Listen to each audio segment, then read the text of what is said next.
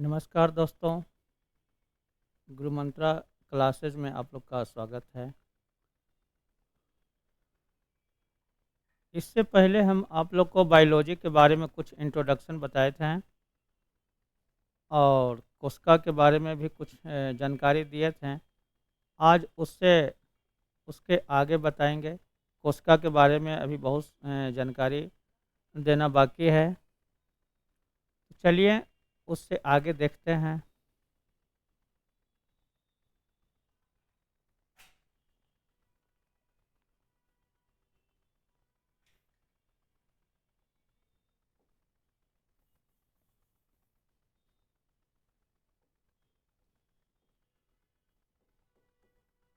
Biology में हम लोग सेल देख रहे थे, कोशिका के बारे में देख रहे थे, कोशिका क्या होती है, कोशिका की खोज किनके द्वारा किया गया, कोशिका सिद्धांत किनके द्वारा दिया गया, कौन सी कोशिका छोटी होती है, कौन सी कोशिका बड़ी होती है, मनुष्य में सबसे बड़ी कोशिका, सबसे छोटी कोशिका इत्यादि के बारे में जानकारी प्राप्त कर लिए हैं।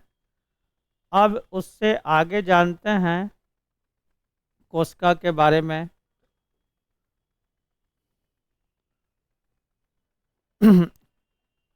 कोशिका के आधार पर जी ऑर्गेनिज्म को दो भागों में बांटा गया है। एक ऑर्गेनिज्म को यूनिसेलुलर यानी एक कोशिकीय कहा जाता है और एक को बहुकोशिकीय यानी मल्टी सेलुलर कहा जाता है। तो जिस जीव जंतु का शरीर एक कोशिकाओं से बनी होती है उसे एक कोशिकीय, और जिस जीव जंतु का शरीर एक या दो से अधिक कोशिकाओं से बनी होती है उसे मल्टी सेलुलर यानी बहुकोशिकीय जीव कहा जाता है। तो on the basis of cell, basis of cell यानी कोशिका के आधार पर जीवों को दो भाग में बांटा गया है। पहला एक कोशिकीय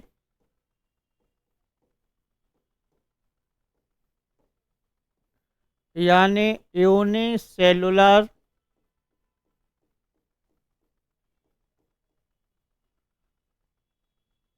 और सेकंड को बहुकोशिकीय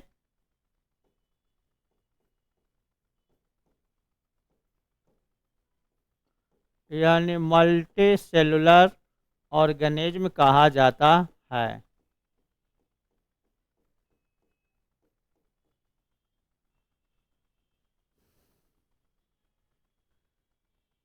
तो जिस जीव जंतु का शरीर सिर्फ एक कोशिका से बनी होती है उससे एक कोशिकीय कहा जाता है, यूनिसेलुलर कहा जाता है। और ऐसे बहुत से जीव हैं जैसे अमीबा, यूग्लिना, पैरामीशियम, बैक्टीरिया इत्यादि जो है एक कोशिकीय की श्रेणी में, यूनिसेलुलर ऑर्गेनिज्म की श्रेणी में आते हैं।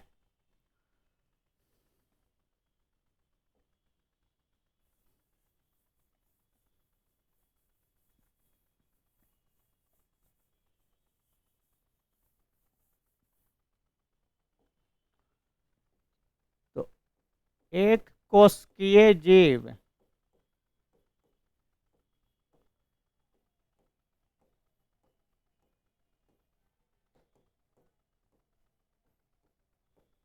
जिस जीव जंतु का शरीर सिर्फ एक कोशिकाओं से बनी होती है,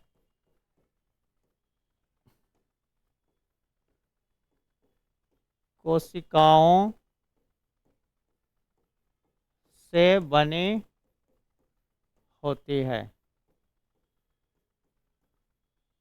जैसे अमीबा, प्रोटोजोआ संघ के सभी प्राणी यूनिसेलुलर की श्रेणी में आते हैं। प्रोटोजोआ संघ में अमीबा, यूग्लिना, पैरामीशियम,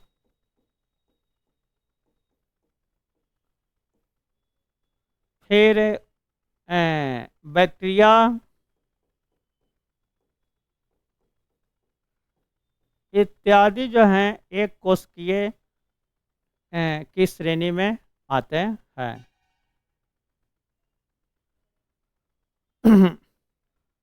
और इसके अलावा जितना भी जीव जंतु होता है वो एक से अधिक यानी दो या दो से अधिक कोशिकाओं से बनी होती है। तो प्रोटोजोआ संघ के जीव जंतु को छोड़ दें तो उसके अलावा जितना भी जीव जंतु होता है वो मल्टी सेलुलर यानी बहुकोशिकीय की श्रेणी में आते हैं। तो जितना भी जीव जंतु आप हम लोग देखते हैं वो सब बहुकोशिकीय जीव जंतु है। हम लोग मानव भी बहुकोशिकीय की श्रेणी में आती है।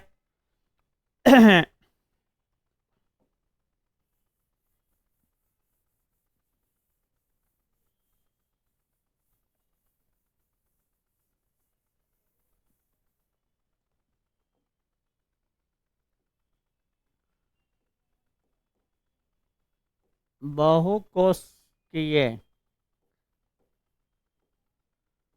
मल्टी सेलुलर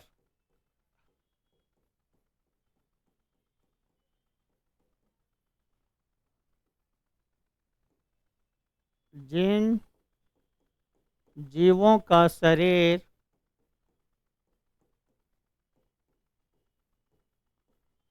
दो या दो से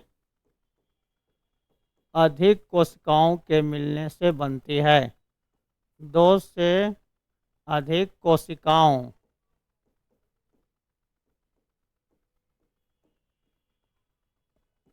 के मिलने से बनती है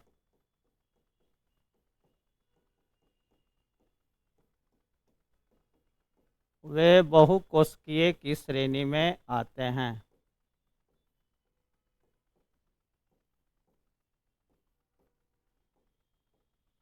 कहलाते हैं।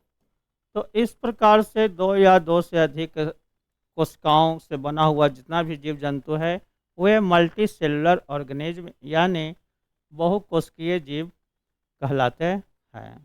तो इस प्रकार से सेल के आधार पर कोशिका को दो भागों में ऑर्गेनिज्म को दो भागों में बांटा गया है, एक कोशिकीय जीव और बहुकोशिकीय जीव। अब हम लोग जानते हैं टाइप्स ऑफ सेल, कोशिका के प्रकार। कोशिका कितने प्रकार की होती है उसके बारे में जानते हैं।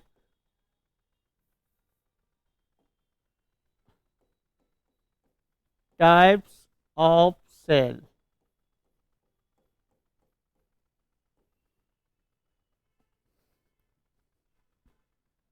तो कोशिका के प्रकार के अध्ययन के लिए न्यूक्लियस को आधार बनाया गया है, केंद्रक को आधार बनाया गया है।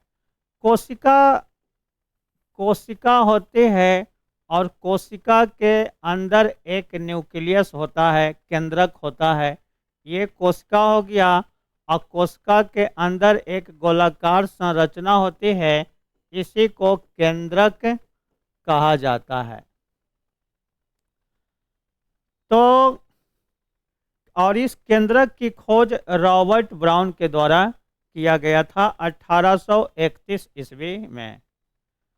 तो इसी केंद्रक के उपस्थिति के आधार पर कुछ जीव जंतु हैं जिसमें केंद्रक उपस्थित नहीं होता है और ज़्यादातर जीवों के कोशिकाओं में केंद्रक उपस्थित होता है, लेकिन बहुत कम जीव जंतु वैसे हैं जिसमें केंद्रक उपस्थित नहीं होता है।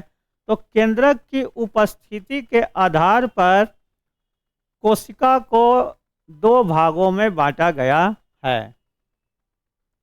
On the basis of nucleus, cell is divided into two types. First one is prokaryotic. Prokaryotic कोशिका या cell, and second is eukaryotic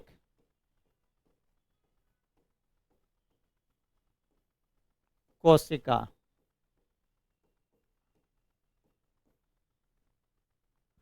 तो इस प्रकार से न्यूक्लियस की उपस्थिति, केंद्रक की उपस्थिति के आधार पर कोशिका को दो भागों में बांटा जाता है, प्रोकैरियोटिक कोशिका और यूकैरियोटिक कोशिका।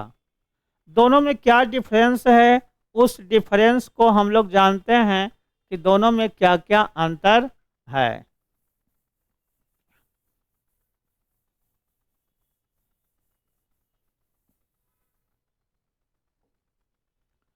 तो एक तरफ प्रोकैरियोटिक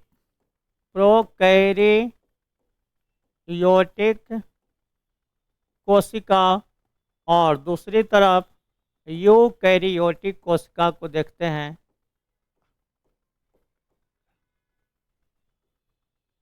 प्रोकैरियोटिक को हिंदी में असीम केंद्रक भी कहा जाता है। असीम केंद्रक, कभी कभी ऐसा भी प्रश्न पूछ दिया जाता है कि प्रोकैरियोटिक को हिंदी में क्या कहा जाता है, तो असीम केंद्रक, और यूकैरियोटिक को ससीम केंद्रक कहा जाता है। केंद्रक।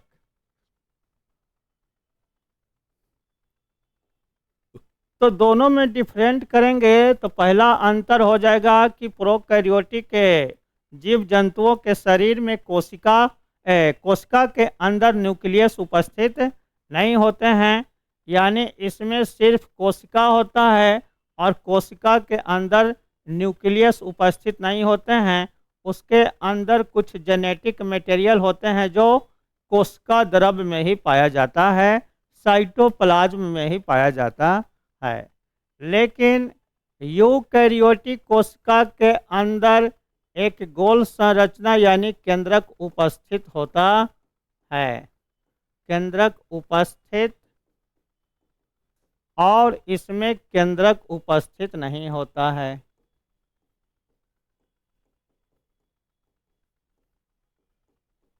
नहीं होता है। तो पहला अंतर यह हो गया। दूसरा है कि प्रोकैरियोटिक कोशिका बहुत साधारण कोशिका होती है और अविकसित कोशिका होती है। अविकसित, ये अविकसित यानी अनडेवलप्ड सेल होती है। अनडेवलप्ड सेल, अविकसित, और ये क्या होता है, ये विकसित कोशिका होती है, डेवलप्ड सेल होती है। विकसित यानी डेवलप्ड सेल।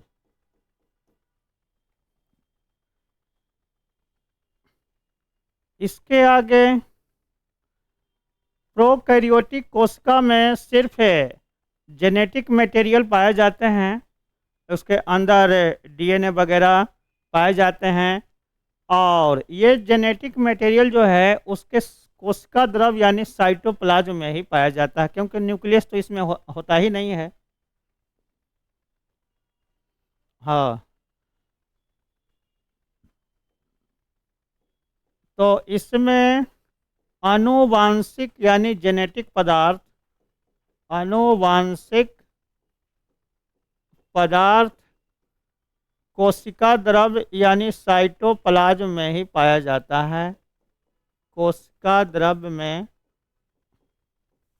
पाया जाता है, और इसमें जेनेटिक पदार्थ यानी आनुवांशिक पदार्थ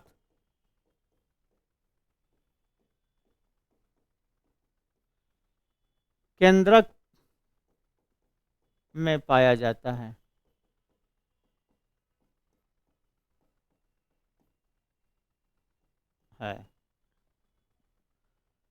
इसके आगे इसमें सभी कोशिकांग यानी कोशिका के अंदर भी बहुत से ऑर्गन पाए जाते हैं, जिसे कोशिकांग यानी सेल ऑर्गेनल्स कहा जाता है। तो इसमें सभी प्रोकैरियोटिक कोशिका में सभी कोशिकांग उपस्थित नहीं होते हैं। इसमें सिर्फ राइबोसोम और कुछ जेनेटिक मटेरियल ही पाए जाते हैं, और राइबोसोम में भी 70S का राइबोसोम पाया जाता है, यानी बहुत साधारण राइबोसोम पाया जाता है। तो इसमें सिर्फ लिखेंगे 70S राइबोसोम।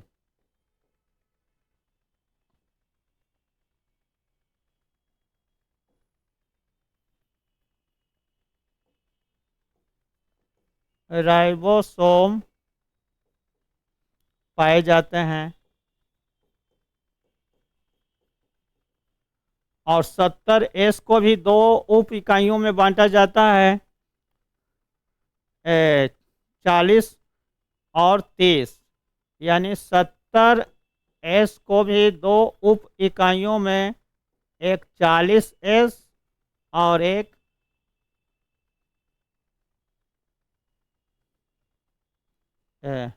50S और 30S में बांटा जाता है। 50S और 30S में बांटा जाता है। और इसमें यूकैरियोटिक कोशिका में 80S राइबोसोम पाए जाते हैं। 80S राइबोसोम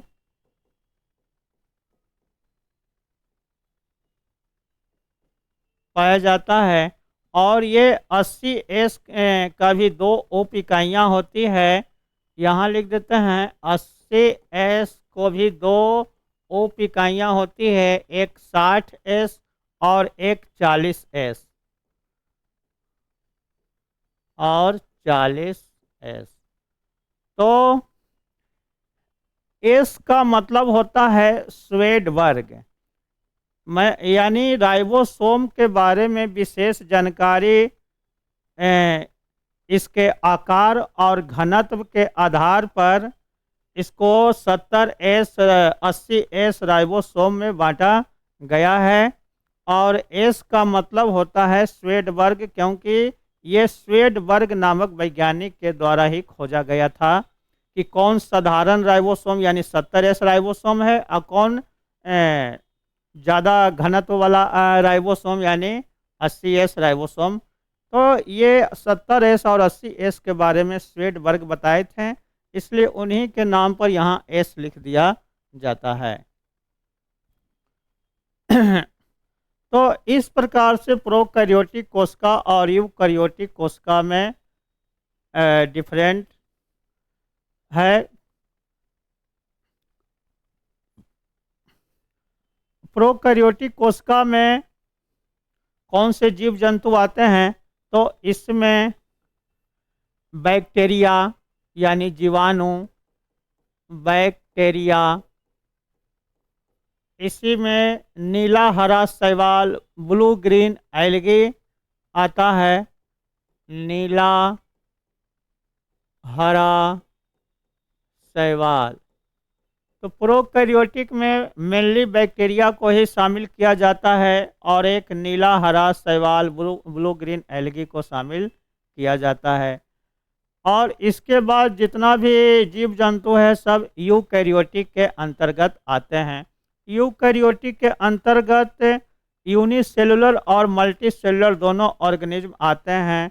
जैसे ये बैक्टीरिया वगैरह को छोड़कर जितना भी अमीबा, पैरामीशियम या कवक है, कवक, और उसके बाद जितना भी डेवलप्ड जीव जंतु है सब यूकैरियोटिक के अंतर्गत शामिल किए जाते हैं।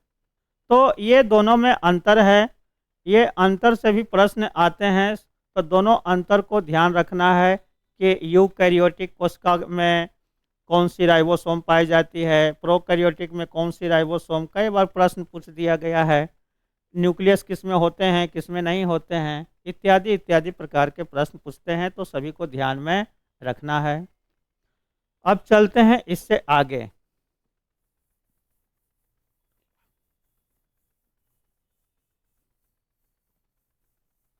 एक चीज़ और ध्यान रखिएगा कि प्रोकैरियोटिक कोशिका जितना भी प्रोकैरियोटिक कोशिका है उसमें सिर्फ एक गुणसूत्र ही पाया जाता है, ओनली वन क्रोमोसोम पाए जाते हैं। जबकि यूकैरियोटिक कोशिकाओं में जीवों के आधार पर अलग अलग क्रोमोसोम उपस्थित होते हैं। जैसे मनुष्य के शरीर में 46 यानी 23 जोड़ा क्रोमोसोम, लेकिन प्रोकैरियोटिक कोशिका जितना भी है सिर्फ उसमें एक गुणसूत्र ही पाया जाता है।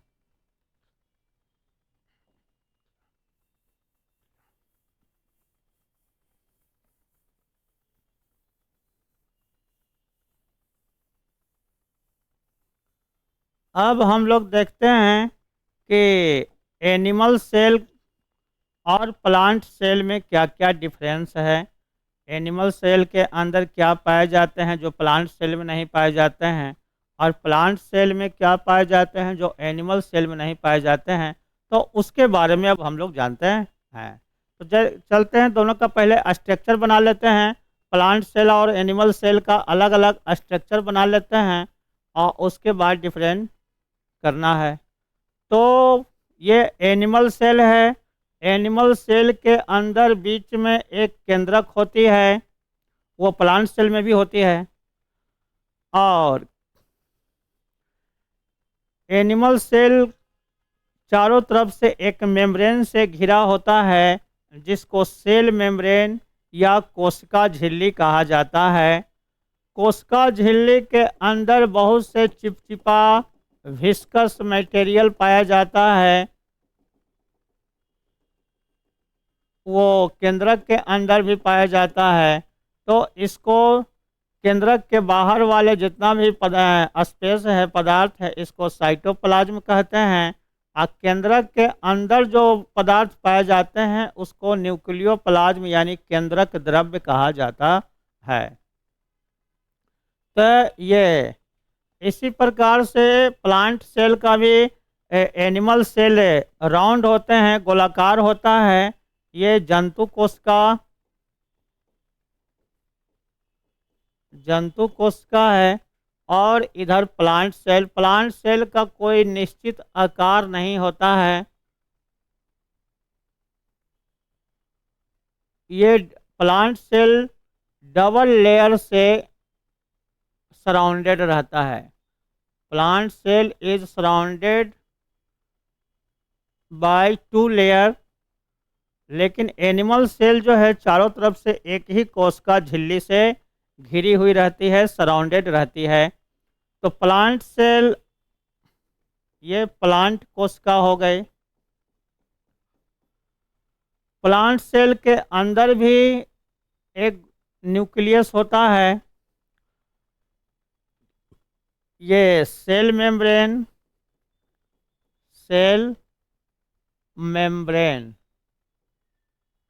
इसमें भी सेल मेम्ब्रेन होता है। प्लांट सेल और एनिमल सेल दोनों में होता है। इसमें इसकी प्लांट सेल के बाहर यानी पौधे की कोशिका के बाहर एक और लेयर होता है जिसे कोशिका भित्ति कहा जाता है। इसको बाहरी लेयर को कोशिका भित्ति कहते हैं और इंग्लिश में इसको सेल वॉल कहा जाता है। Cell wall.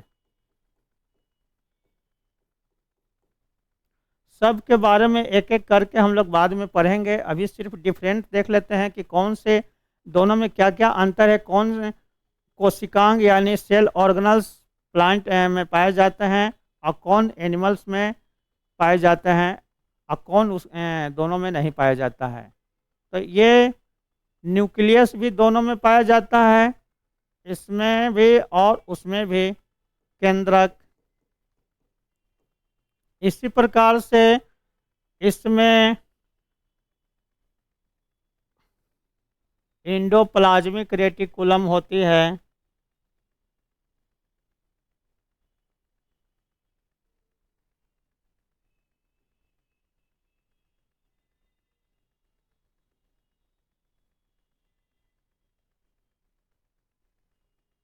इंडोप्लाज्मिक न्यूक्लियस के चारों ओर इंडोप्लाज्मिक रेटिकुलम होता है। इसमें भी होती है इंडोप्लाज्मिक रेटिकुलम।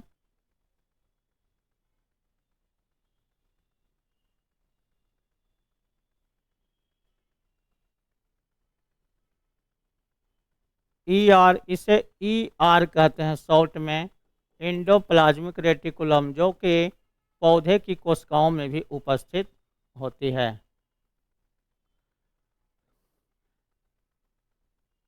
इसमें एक प्लेट लाइक संरचना होती है, जिसे गोल्गी बॉडी कहा जाता है। बहुत से एक ही साथ कई डिस्क शेपेड स्ट्रक्चर होता है, जिसे गोल्गी बॉडी कहते हैं। ये दोनों में होता है, एनिमल सेल में भी और प्लांट सेल में भी।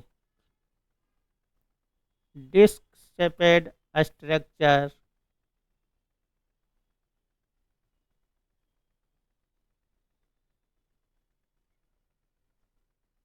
और ये बहुत से झुंड में पाए जाते हैं। तो ये हो गया गोल्गी काय, इंग्लिश में गोल्गी बॉडी कहते हैं, गोल्गी बॉडी। ये दोनों में पाए जाते हैं। दोनों में माइटोकॉन्ड्रिया भी पाया जाता है। माइटोकॉन्ड्रिया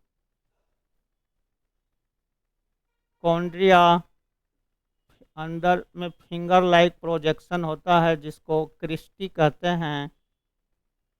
तो ये इसमें भी पाया जाता है।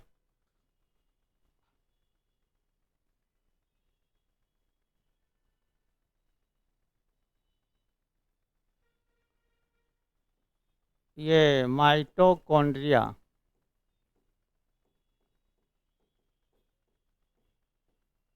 दोनों में पाए जाते हैं, एनिमल सेल और प्लांट सेल दोनों में। लेकिन जो नहीं पाए जाते हैं वो देखते हैं। तो इसमें सेंट्रोसोम पाया जाता है, लेकिन प्लांट सेल में सेंट्रोसोम नहीं पाए जाते हैं। इसमें सेंट्रोसोम उपस्थित होते हैं, सेंट्रोसोम, लेकिन प्लांट सेल में सेंट्रोसोम यानी तारक काय उपस्थित नहीं होता है। इसमें प्लांट कोशिका में लवक पाई जाती है, लवक, लेकिन जंतु कोशिका के अंदर लवक उपस्थित नहीं होती है। इसी प्रकार से प्लांट जंतु कोशिका में वैक्यूल्स यानी रिक्तिका बहुत छोटी होती है, जो जिसमें जल होता है, लेकिन पौधे की कोशिका में रिक्तिका बहुत बड़ी होती है, बहुत बड़ी। इसमें ये वाटर स्टोरेज का काम करता है, तो इसमें रिक्तिका बहुत बड़ी होती है। तो इस प्रकार से दोनों का अंतर करेंगे। ये दोनों का कॉमन फिगर हो गया, एक तरफ जंतु कोशिका, एक तरफ प्लांट कोशिका। तो दोनों में डिफरेंट करेंगे तो जंतु कोशिका एक मेम्ब्रेन से घिरा रहता है, लेकिन पौधे की कोशिका डबल मेम्ब्रेन से घिरी रहती है। पौधे की कोशिका के बाहरी लेयर को सेल वॉल कहा जाता है और अंदर के लेयर को सेल मेम्ब्रेन कहा जाता है। और सेल मेम्ब्रेन जंतु कोशिका में भी है और प्लांट कोशिका में भी है। इसी प्रकार से जंतु कोशिका में सेंट्रोसोम पाए जाते हैं, लेकिन प्लांट कोशिका में सेंट्रोसोम यानी तारक काय उपस्थित नहीं होती है। पौधे की कोशिका में लवक पाई जाती है, लेकिन जंतु कोशिका में लवक अनुपस्थित होता है। पौधे की कोशिका में रिक्तिका बड़ी होती है, लेकिन जंतु कोशिका में रिक्तिका बहुत छोटी होती है। तो ये दोनों में डिफरेंट है, एनिमल सेल और प्लांट सेल में।